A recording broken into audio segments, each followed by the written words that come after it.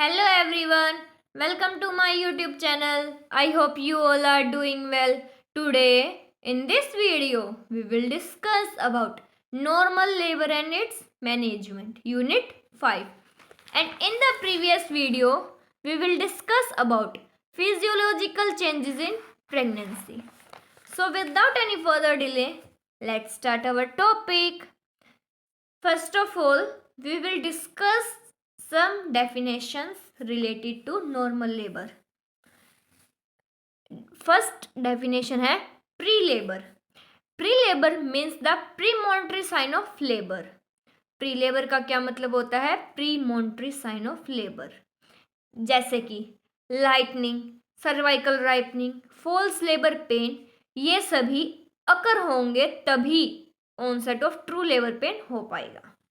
So next है labor. The process that involves a series of events that take place in the genital organ in order to propel the product of conception, fetus, placenta and membranes out of the uterus through the vaginal canal या जिसको हम birth canal बोलते हैं, is called labor. Labour एक ऐसी process है जिसमें कि सीरीज ऑफ इवेंट इन्वॉल्व होती है और जेनाइटल ऑर्गन के अंदर होता है ये सब कुछ, जिसकी वजह से जो प्रोडक्ट ऑफ कंसेप्शन है जैसे कि फीटस, प्लेसेंटा एंड मेम्ब्रेन, उसको यूट्रस से बाहर निकालते हैं थ्रू द बर्थ कैनाल, उसको लेबर बोलते हैं. क्लियर. अब नेक्स्ट देखते हैं नॉर्मल लेबर. नॉर्मल लेबर का दूसरा नाम यूटोशिया है. ये वाइवा में भी पूछा जा सकता है. Second name of labour normal labour जिसका यूटोशिया है, and second name of abnormal labour जिसको डिस्टोशिया बोलते हैं. सो ये ध्यान रखना आप. अब नॉर्मल लेबर क्या होता है? Normal labour is said to be normal. Normal labour तब हम नॉर्मल बोल सकते हैं जब जो लेबर है वो स्पॉन्टेनियस इन नेचर है और अपने टाइम पर हो रहा है, ना टाइम से पहले ना टाइम के बाद. फीटस जो है वो वर्टेक्स प्रेजेंटेशन में रहेगा और complete normal time period complete करना है और कोई भी कॉम्प्लिकेशन नहीं होनी चाहिए मदर एंड फीटस को, तो उसको हम नॉर्मल लेबर बोलेंगे. अब नेक्स्ट है abnormal labour. Any changes in criteria of normal labour. अगर इस क्राइटेरिया में कोई चेंजेस आता है तो उसको हम एबनॉर्मल लेबर बोलेंगे. अब नेक्स्ट है लेबर पेन. लेबर पेन क्या होता है? Throughout the pregnancy painless Braxton Hicks contraction with hardening of the uterus occur. जब पूरी प्रेगनेंसी के दौरान ब्रैक्स्टन हिल्स कॉन्ट्रैक्शन हो रहे हैं, साथ ही साथ यूट्रस भी हार्ड हो रहा है धीरे धीरे. सो उन कॉन्ट्रैक्शंस में अगर कोई चेंजेस आता है तो वो लेबर पेन होगा.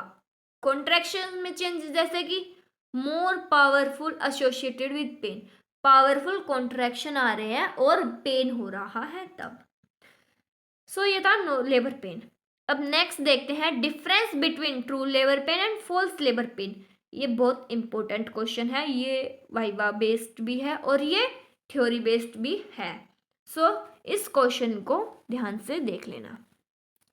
सो true labour pain and false labour pain. Painful rhythmic uterine contraction with hardening of uterus. True labour pain हम कब बोलेंगे? जब पेनफुल रिदमिक यूट्राइन कॉन्ट्रैक्शन आ रहे होंगे और यूट्रस हार्ड हो रहा होगा तब.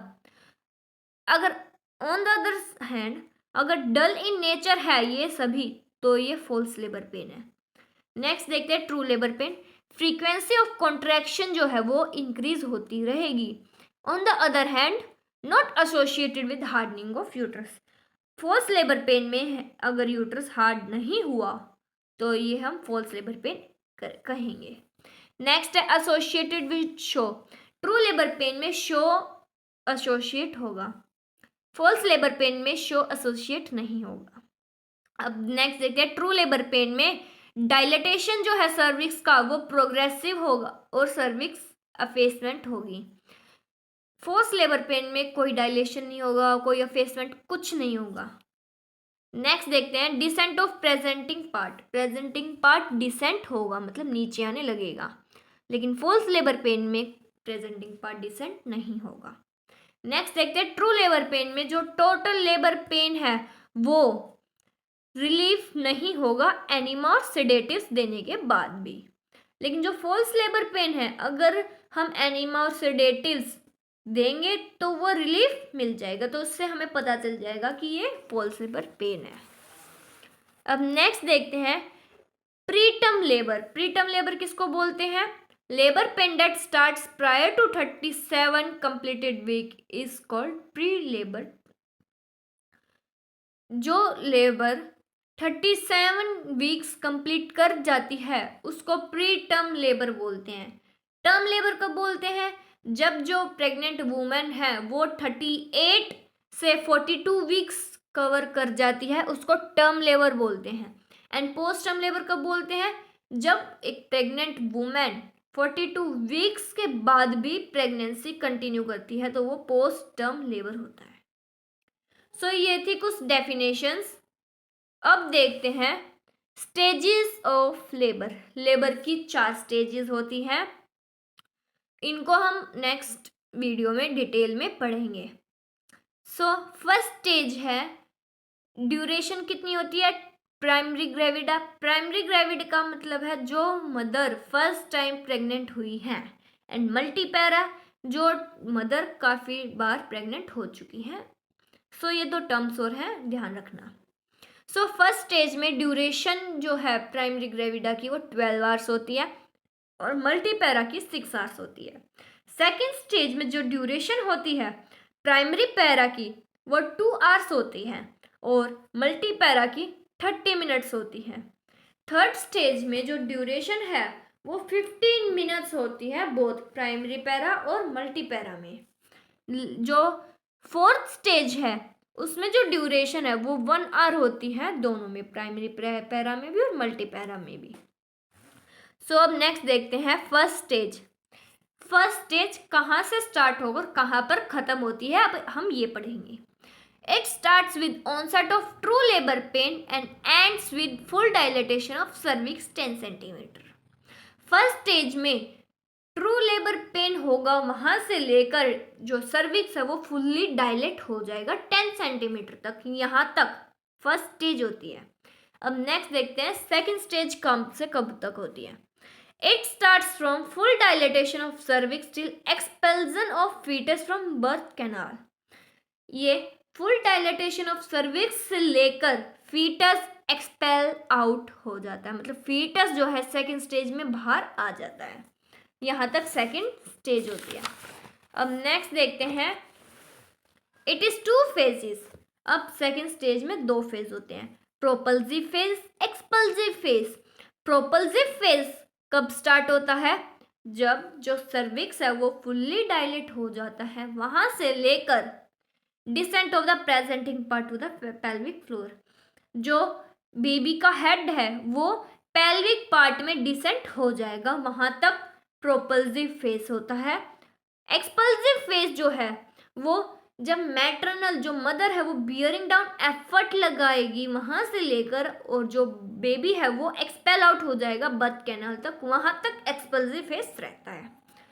अब नेक्स्ट देखते हैं third stage. It start after the expulsion of foetus from birth canal and ends with expulsion of placenta and membranes. ये स्टार्ट होता है जब बेबी बाहर आ जाता है, एक्सपेल आउट हो जाता है, वहाँ से लेकर प्लेसेंटा और मेम्ब्रेन भी एक्सपेल आउट हो जाती है वहाँ तक। अब नेक्स्ट देखते हैं fourth stage. It is a observational stage in which both mother and baby are observe for at least 1 hour to ensure the wellbeing of both. ये फोर्थ स्टेज जो है वो ऑब्जर्वेशनल स्टेज होती है जिसमें मदर और बेबी दोनों को ऑब्जर्व किया जाता है एटलीस्ट 1 आवर तक कि बेबी और मदर दोनों ठीक है कि नहीं। नेक्स्ट देखते हैं causes of onset of labour. क्या क्या कोजेज होते हैं लेबर को ऑनसेट करने में? फर्स्ट कोज है ईस्ट्रोजन थ्योरी, सेकंड है प्रोजेस्टेरोन विथड्रॉल थ्योरी, थर्ड है प्रोस्टाग्लैंडिन स्टिमुलेशन थ्योरी, फोर्थ है फीटल कोर्टिसोल थ्योरी और लास्ट है फीटो प्लेसेंटल कंट्रीब्यूशन। अब इन्हीं को हम डिटेल में देखते हैं। फर्स्ट थ्योरी थी हमारी oestrogen theory. Oestrogen increase the release of oxytocin from maternal posterior pituitary. It stimulates irritability of uterine muscles and enhance uterine contraction। Oestrogen increase होगा और वो रिलीज करेगा ऑक्सीटोसिन। ऑक्सीटोसिन कहाँ से रिलीज होता है? मैटरनल पोस्टीरियर पिट्यूटरी से। फिर वो स्टिमुलेट करेगा यूट्राइन कॉन्ट्रैक्शंस। यहाँ पे आप चाहे तो ऐसे लिख सकते हैं या फिर एग्जाम में आप इसको ऐसे भी लिख सकते हैं, ईस्ट्रोजन रिलीज होगा, ऑक्सीटोसिन रिलीज करेगा, उसके बाद ऑक्सीटोसिन जो है वो यूट्राइन कॉन्ट्रैक्शन स्टार्ट करवा देगा। अब नेक्स्ट देखते हैं progesterone withdrawal theory. In pregnancy progesterone inhibits contraction but at term progesterone synthesize falls and oestrogen increase. Progesterone withdrawal theory में प्रेगनेंसी के टाइम पर जो प्रोजेस्टेरोन है वो कॉन्ट्रैक्शन को इनहिबिट कर देगा, मतलब कि रोक देगा। लेकिन जब टर्म होगा, प्रेगनेंसी अपने टर्म तक पहुंचेगी, जो प्रोजेस्टेरोन है वो सिंथेसाइज फॉल्स हो जाएगा और ईस्ट्रोजन इंक्रीज हो जाएगा। अब नेक्स्ट थ्योरी देखते हैं prostaglandin stimulation theory. Prostaglandin stimulates smooth muscle to contract therefore initiate the labour. Prostaglandin stimulate होगा, वो स्मूथ मसल्स को कॉन्ट्रैक्ट करवाएगा जिसकी वजह से लेबर स्टार्ट होगा। ईस्ट्रोजन रिलीज करेगा प्रोस्टाग्लैंडिन। प्रोस्टाग्लैंडिन रिस्पॉन्सिबल होता है सर्वाइकल डायलेशन के लिए। अब नेक्स्ट देखते हैं foetal cortisol theory. Estrogen level increase due to the effect of fetal cortisol in late pregnancy। Oestrogen level increase होगा जिसकी वजह से जो फीटल कोर्टिसोल है वो अफेक्ट होगा लेट प्रेगनेंसी में। नेक्स्ट है foetoplacental contribution. Oestrogen increase होगा और वो एक्टिवेट करेगा हाइपोथैलेमस को। फिर हाइपोथैलेमस एक्टिवेट करेगा पिट्यूटरी ग्लैंड को and then pituitary gland stimulate करेंगे ACTH एडिनोकोर्टिसोट्रोपिक हार्मोन को। देन स्टिमुलेट होगा एड्रिनल ग्लैंड जिसकी वजह से रिलीज होगा कोर्टिसोल और इंक्रीज होगा secretion of oestrogen and progesterone का जिसकी वजह से कॉन्ट्रैक्शन जो है वो स्टार्ट हो जाएंगे। सो एक बार दोबारा से देख लेते हैं। फीटो प्लेसेंटल कंट्रीब्यूशन में एस्ट्रोजन इंक्रीज होगा जो कि एक्टिवेट करेगा हाइपोथैलेमस को। हाइपोथैलेमस एक्टिवेट करेगा पिट्यूटरी ग्लैंड को and then pituitary gland stimulate करेगी ACTH एडिनोकोर्टिसोट्रोपिक हार्मोन को। उसके बाद स्टिमुलेट होगा एड्रिनल ग्लैंड जिसकी वजह से क्या रिलीज होगा? कोर्टिसोल एंड देन इंक्रीज होगा ईस्ट्रोजन एंड प्रोजेस्टेरोन का सीक्रेशन जिसकी वजह से कॉन्ट्रैक्शन जो है वो स्टार्ट होंगे। तो ये था causes of onset of labour. अब नेक्स्ट देखते हैं साइन ऑफ लेबर। सबसे पहला साइन क्या होता है? Lightening. A few days weeks prior to the onset of labour presenting part sinks into the true pelvic. Labour pain start होने से कुछ दिन या कुछ हफ्ते पहले जो प्रेजेंटिंग पार्ट है वो पेल्विक फ्लोर में सिंक डाउन हो जाएगा, मतलब नीचे की तरफ आने लगेगा। सेकेंड साइन है cervical changes. The cervix become ripe. A ripe cervix is soft less than 1.3 centimetre in length allows to admit on one finger and is dilated. Cervical changes में क्या है? जो सर्विक्स है वो राइप हो जाएगा और जो राइप सर्विक्स होता है वो सॉफ्ट होता है और 1.3 सेंटीमीटर लेस हो जाती है उसकी लेंथ और उसमें हम 1 फिंगर एडमाइट कर सकते हैं जिसकी वजह से हमें पता चल जाएगा कि जो सर्विक्स है वो डायलेटेबल है। अब नेक्स्ट देखते हैं सर्वाइकल एफेसमेंट।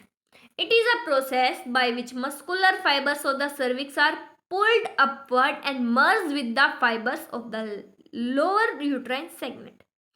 सर्वाइकल एफेसमेंट में क्या, ये एक तरह की प्रोसेस है जिसमें जो मस्कुलर फाइबर्स होते हैं वो सर्विक्स को पुल अपवर्ड करते हैं और मर्ज कर देते हैं लोअर यूट्राइन सेगमेंट में।